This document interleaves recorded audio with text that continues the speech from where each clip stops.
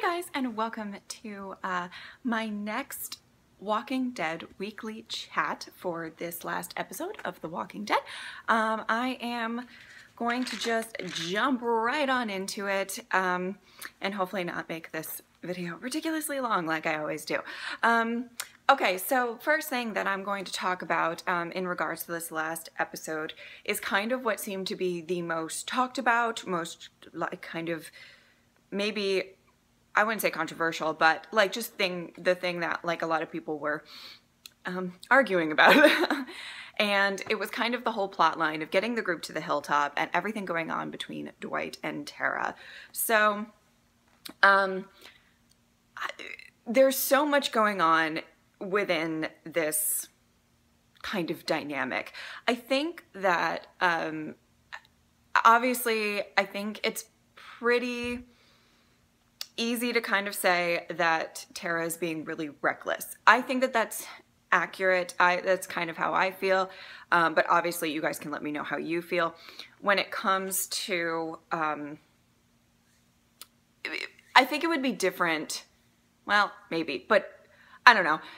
The fact that Dwight even said in this episode, and he was like, you know, I just want to see you guys beat Negan. You know, he kind of said, I wanted to help you beat Negan.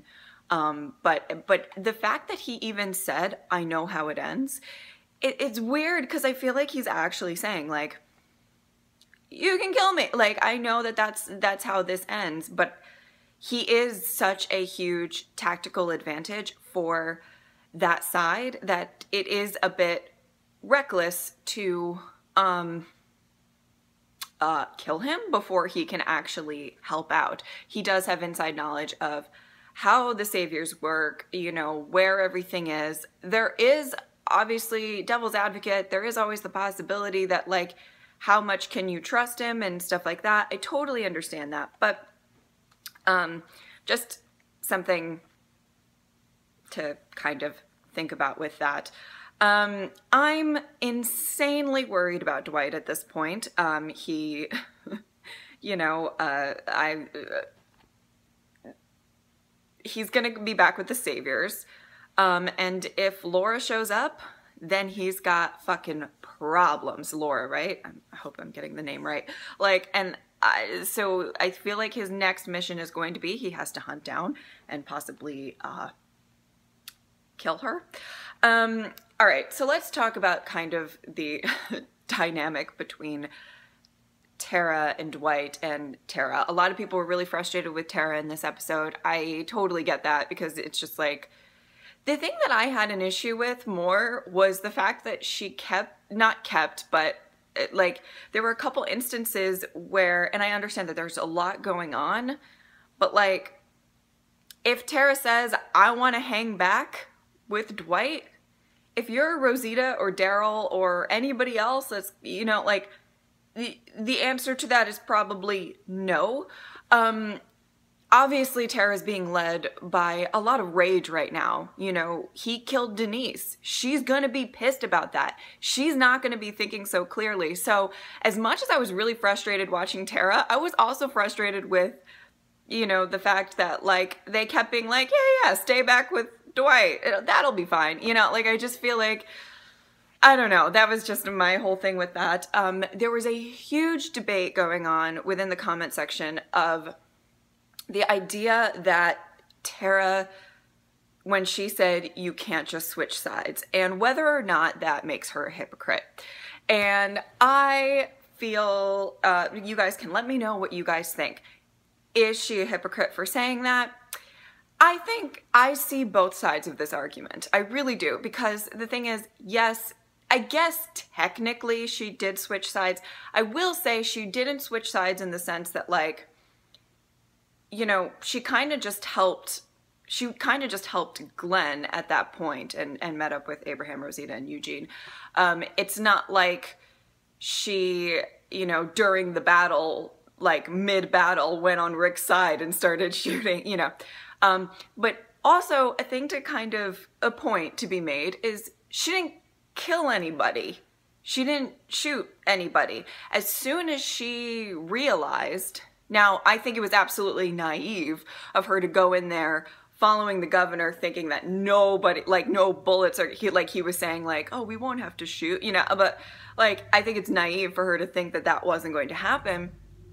But as soon as it got violent, Tara was like, what the fuck? And she laid down her gun, literally a shot of her laying down her gun. And my favorite line from, like, Tara ever, or one of them, is, you know, the whole after Hershel's death and everything, where she's like, he chopped a guy's head off with a sword. Like, she was completely shocked. She wasn't going in guns blazing against Rick's side, and then suddenly was like, you know. But then, devil's advocate on the other side, you know, Dwight did say everything that he was doing was for Sherry. He was put in a bad situation. It's messy. It's messy, and I don't think it's clear cut. I don't entirely think it's entirely fair to say it was the same exact situation as Tara, but I also do get where people are coming from when they were like, I mean, but you were on the other side of the fence, and, you know, kind of Glenn sort of spared your life, you know. But maybe she's also probably reeling from the fact that the one person who took a chance on her was, I think Tara's just really damaged right now and should maybe not be in charge of a lot, you know? Like, I feel like maybe she needs to take a step back a little bit. That's kind of my feeling towards it. But I'm really interested to hear what you guys think, because this was kind of the topic that a lot of people had a lot to say about. I thought it was kind of cool, you know, you know, they didn't take forever to get to the hilltop or anything like that. It kind of just was within a course of the episode. I will say, I do agree with what a lot of people said when they finally got to the hilltop. The scene where Maggie and Carol and Enid, and they didn't even show really Morgan, they really didn't show a ton of their reactions to Carl's death. I feel like they could have put a little more emotional beats into that scene. I think Enid broke my heart watching her, but we didn't really get to see a ton with Carol or Maggie, who have known Carl for so long, and just even seeing Morgan's reaction. What I'm hoping is maybe we might have a scene between Morgan and Rick when it comes to that, because of everything that we kind of saw in the episode going way back in Clear, and Morgan telling Rick about how he lost Dwayne. And I would really like a moment between the two once Rick gets into the hilltop and maybe has a moment to actually take a second and kind of talk about that stuff. But if they don't do something like that, I don't know. It's just something that I would particularly really like to see. And so I guess we'll see what happens with that, if we'll get a little bit more. But I will say that I do kind of agree with a lot of people in the fact that I felt like that scene was too short, and, you know, we didn't really get to see too much of the reactions, which is a lot of, you know, I feel like where a lot of scenes that are really iconic and excel in the Walking Dead universe is people's reactions and coping with the death of the people that they love. But anyway, so moving on, I'm actually going to move on to the whole thing with Henry. In the beginning of the episode, I like how Morgan was saying, you know, Henry's gonna live, he knows how, and he's fine with it. It's no secret that Morgan is really having a hard time with just seeing the world clearly. Clearly? You see what I did there? Oh my God. Sorry. But I like that. I like what they have done with Morgan's character. It really seems to be one side of the spectrum or the other. And he really is struggling with how he should really see the world. And I love that Carol said back to him, you know, he's not fine and you aren't either. You know, you're not Totally. And I mean, Carol is someone who's been there. I like that she's the one kind of talking to Morgan about it, because she's really been on both sides of the spectrum as well. You know, and it does kind of bring up the point of like, what is better for a child in this world? I mean, Morgan kind of says, you know, he knows how to kill. He knows that that's what he has to do to survive, and so he'll survive. Is that better than, you know, a kid that maybe it's the whole, I'm doing a lot of callbacks during this weekly chat, but like when, you know, there was the whole Lizzie and Mika, like, Mika, the thing that they kept saying about her, she doesn't have a mean bone in her body. But she died slightly innocent. What is really better? You know, like, to have a child, it's such a very difficult thing to try to maneuver around, where you want to raise a child to be good and stuff. But this is a world where, you know, more often than not, you're going to be faced with a decision at some point that you have to make to possibly take someone's life. So I like that they're focusing on that a little bit, which I feel like it will get fleshed out even more. I am hoping that Henry doesn't like terribly die, not so much because I particularly love the character or anything like that, but just because I think Carol has watched too many children die, and I don't need to see that again, you know? And I wanted to ask you guys, how do you feel about what Morgan told Henry? You know, that at the end of it all, he did kind of decide to lie and say, you know, Gavin was the one that killed your brother. And I like that it kind of showing Carol trying to switch Henry's mindset a little bit as well. When talking, you know, when she was talking about Carl and saying, you know, like, even in all of this, he tried to help someone and stuff like that. So let me know what you guys think. Do you think that he should have told Henry the truth, or was it better to lie? So let me know what you guys think about this. And just a question you guys can answer in the comments. Who would you like to see kill Jared? Would you like to see Carol kill him? Morgan? Henry? Ezekiel? Or anybody else? Anybody else come to mind? Let me know who you guys, I would assume, I mean, or would you rather not see Jared die? I feel like a lot of people would like to see him die. That's just why I asked that question. But let me know what you guys think in the comments. And the other question that I wanted to pose to you guys with, you know, everything at the hilltop is, how do you guys feel about Maggie's decision to basically give rations to the prisoners and give them a little bit of time outside of, you know, the pen and everything like that? I totally agree with her when she said, you know, my people come first and you are the enemy. But it's a delicate situation. I like that they're talking about this.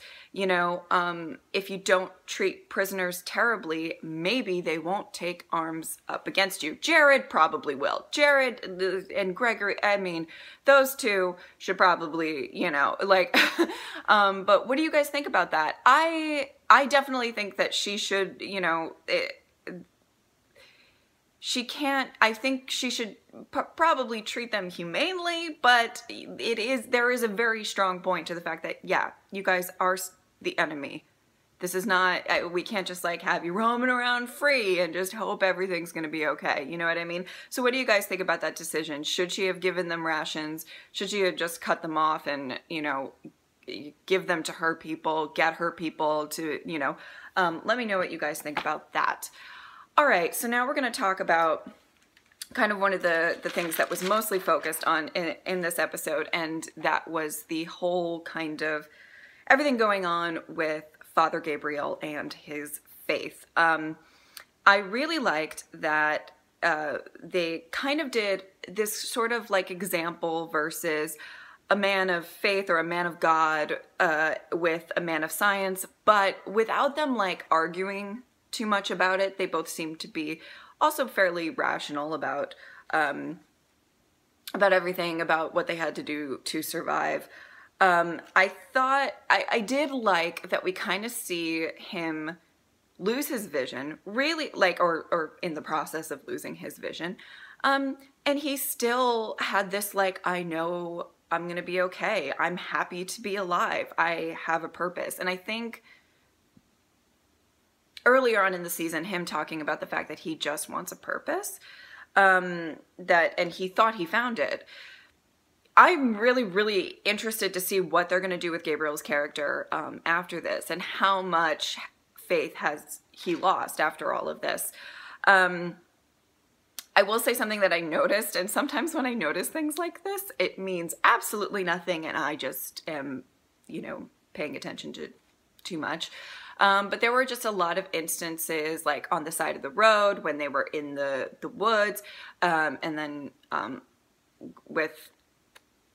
I saw a lot of walkers crawling, like didn't, you know, and so I'm wondering if that's going to foreshadow anything later on, maybe Gabriel having something to do with that, because he just kept kind of seeing these like walkers crawling and stuff. I don't know, maybe that's dumb, but you know, something to bring up. I just make the most random notes on these episodes.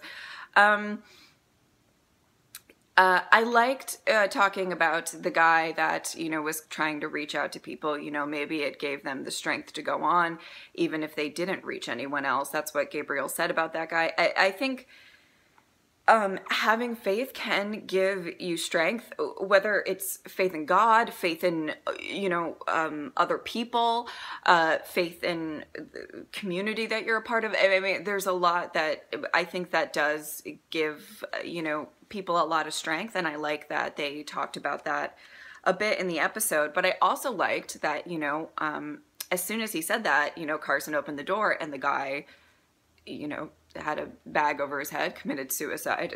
We're assuming it's the same guy, I would assume.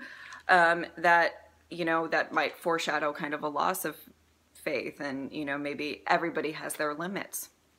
We'll see if Gabriel has his. I liked seeing them keep getting the breaks, and it just, you know, Gabriel, but you knew, I mean, honestly, guys, you knew that it was too happy, right? Like, everything just kept going right. You were like, this is not going to end well. They found the antibiotics, they found the keys, you know, Gabriel, like, closing his eyes and shooting that walker on top of Carson. Like, it was, you know what I mean? Like, you know. Maybe too many good things were happening and we knew it was all about to go to shit. Seeing Carson take a leap of faith, that, you know, it was something that Gabriel was talking about all episode, is you just have to have faith. You have to have faith and things are going to work out. And Carson took that to heart, I think. And that's why he grabbed the gun, which led to him getting shot and killed, which that savior, is whoever did that. We didn't really see, but because Gabriel didn't really see, but that's not good. That's not good. He was the doctor. I feel like that's, I don't know what's gonna happen to that guy, but probably not good things. So okay, so now this is where I kind of pose the question about all of this. What do you guys think about, do you think that Gabriel's faith is it just being tested right now? Is his spirit completely broken? You know, it was really sad. I mean, him crying when they were like, you know, taking him away in the truck and stuff, like that broke me. That was really sad. And then for him to get to, you know, Eugene's kind of workshop, which I'll get into in this next little bit of the video, but and he said, you know, I thought I found my purpose, and Eugene was like, well, you have, and it was really hard to see. Gabriel is one of those characters, and I feel like Dwight might be another example of that, you know, a character that we really didn't like in the beginning. It was like, he was all right in the beginning, then we like hated him in general. So I'm not trying to speak for everybody, but in general, it was kind of the fan reaction to him. Then we were like, oh my God, I'm really starting to like him. Oh, I really love, and then it's weird to see you know, it kind of, now I personally am feeling really bad and I want him to like, I'm like, no, have your purpose again. I'm so sorry. Like, I feel like my heart breaks for that whole, you know, scenario with him. And I hope there's still good things around the corner for Gabriel. I have faith, even if he doesn't. So let me know what you guys think about that.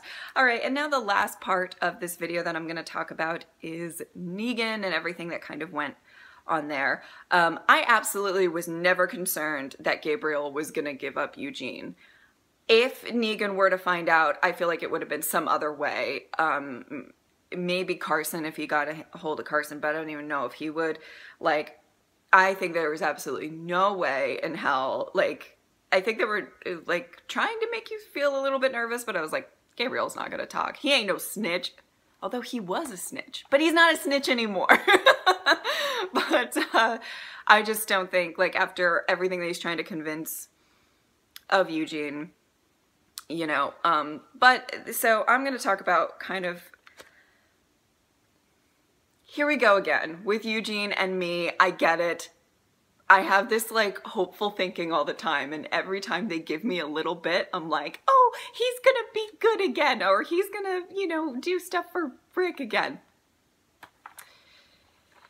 It's just me possibly being completely naive. Let me know what you guys think. But let me share with you what I kind of like, everything that I wrote down about everything with Eugene. I liked that they kept in the fact that, you know, he asked about Alexandria.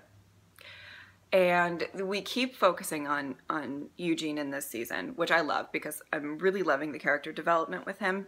And there is kind of these two options. Is he just going to like completely be like, listen, Negan saves people, you know, he's just going to drink his wine, suppress his feelings. I wouldn't mind if that's the way that they go. I mean, sometimes, you know, people don't want to put their lives on the line. They don't want to put their lives on the line. That's, you know, it's completely